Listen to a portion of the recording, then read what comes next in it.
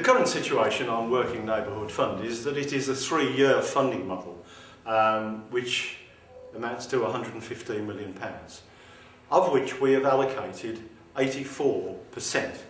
And it's being spent on not only worklessness but skills particularly. It's being spent on supporting lone parents and bringing them closer to the labour market, people with disabilities, all very, very important issues. And the skills issue for Birmingham is of paramount importance because our skills base is extremely low. But we're also spending money on health because poor health is a major barrier to actually getting a full-time job and entering into training even. And therefore I believe what we're doing is helping the Birmingham economy in its broadest front to help us achieve our local area agreements. And we shouldn't forget that we have a number of people with learning difficulties who have got protected rights, and we're supporting them because very, very few of those people actually get employment. And that's a scandal, and it's a scandal that we should be addressing.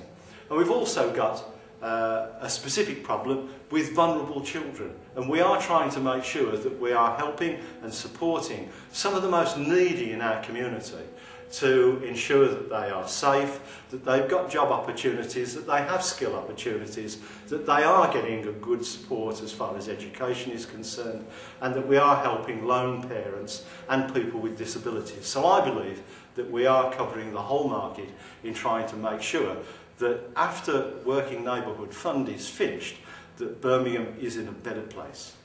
So, in essence, is this how you feel that WNF was designed to be spent? Certainly, the whole objective of Working Neighbourhoods Fund is part of the area-based grant.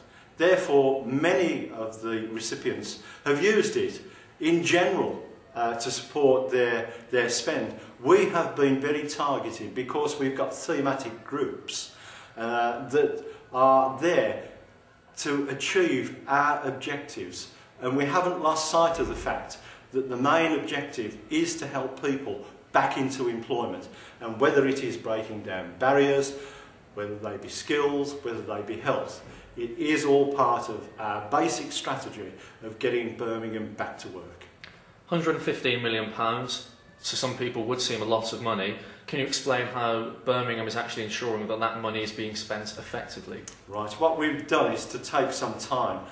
We could have gone for a single contractor to deliver the whole of the worklessness project. We didn't.